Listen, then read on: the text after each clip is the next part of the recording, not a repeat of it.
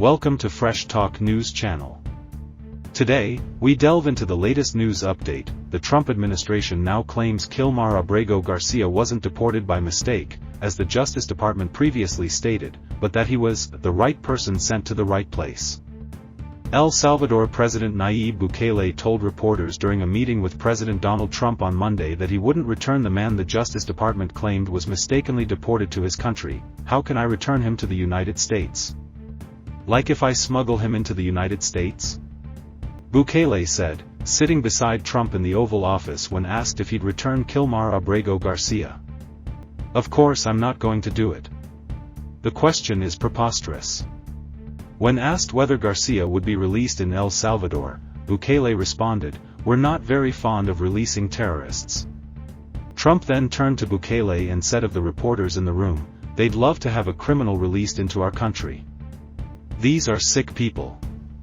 Trump also emphasized that he wants Bukele to take in as many criminals as possible. According to court filings, Abrego Garcia has never been charged with a crime in either the United States or El Salvador. Justice Department officials have acknowledged that Abrego Garcia should not have been sent to El Salvador due to a 2019 immigration judge's order barring his removal to that country.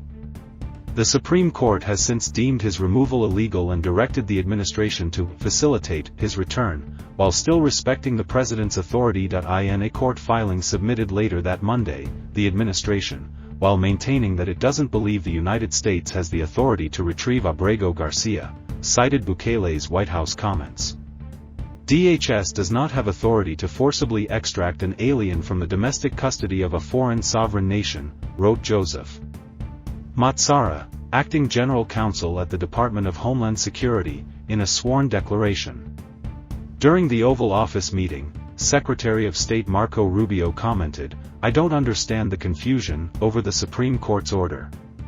He asserted that the foreign policy of the United States is conducted by the President of the United States, not by a court, and no court in the United States has a right to conduct foreign policy.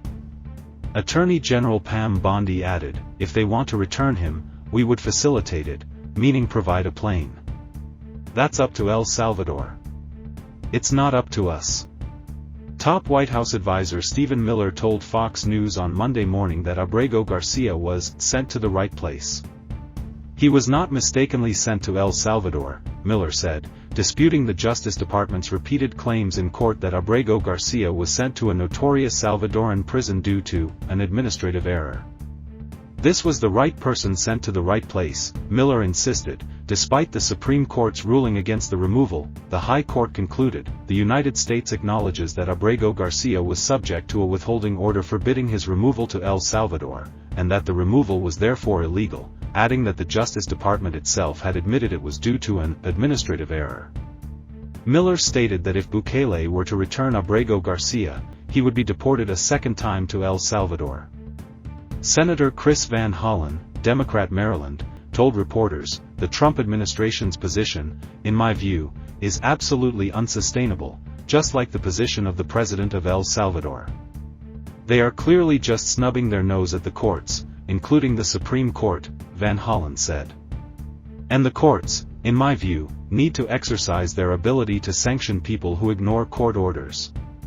He added that he is seeking a meeting with Bukele about the matter, noting that Abrego Garcia had been a Maryland resident. Senate Minority Leader Chuck Schumer, Democrat New York, called Bukele's remarks pure nonsense. "The law is clear. Due process was grossly violated," Schumer said in a statement. "He should be returned to the U.S. immediately."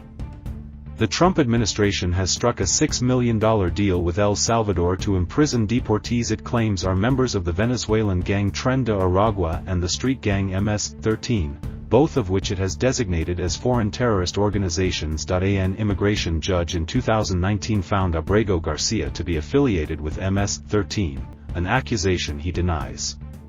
Federal Judge Paula Zines, who is presiding over the case seeking Garcia's return, pointed out that he has no criminal record in either country. She stated the gang affiliation claim came from a singular, unsubstantiated allegation. That evidence against Abrego Garcia consisted of nothing more than his Chicago Bulls hat and hoodie, she said, and a vague, uncorroborated claim from a confidential informant that he was part of MS-13's Western clique in New York, a place he's never lived. In his Fox News interview, Miller claimed that Abrego Garcia's alleged MS-13 membership made the removal order void. However, the U.S. government has not taken that stance in court. In the Oval Office, Miller falsely claimed that Judge Zines had tried to tell the administration they had to kidnap a citizen of El Salvador and fly him back here. In reality, her order, backed by the Supreme Court, simply directed the administration to facilitate Garcia's return. Miller interpreted that to mean the U.S. would permit his return if El Salvador chose to send him. During the part of the Oval Office meeting that was open to the press, no Trump officials asked Bukele to return Abrego Garcia. Bondi, Rubio, and Miller all agreed that the decision lies solely with El Salvador. Lawyers from Murray Osorio PLLC, representing Garcia, issued a statement saying his continued detention, despite the Supreme Court ruling, raises serious concerns about compliance and accountability. Let us be clear, the responsibility to return Mr. Abrego Garcia lies squarely with the United States government. His deportation was not just an administrative error, it was a constitutional failure, the firm stated. We urge the Department of Homeland Security and the Department of State to act now, and with the urgency this moment demands. Delays in executing the Supreme Court's directive are unacceptable. We call for immediate transparency and action to bring Mr. Abrego Garcia home.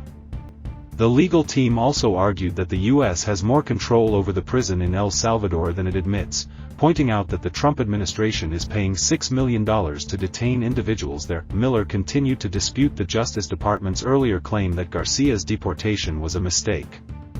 He told Fox News that the statement came from a DOJ lawyer who has since been relieved of duty, a saboteur, a Democrat.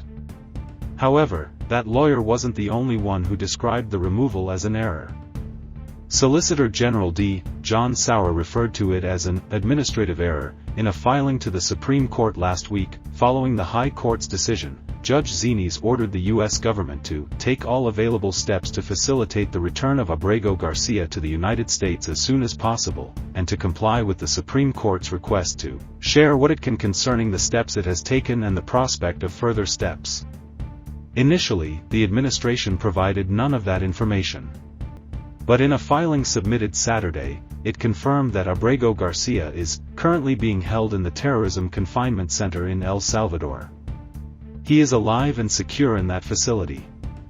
A court hearing is scheduled for Tuesday. Thanks for watching Fresh Talk News Channel.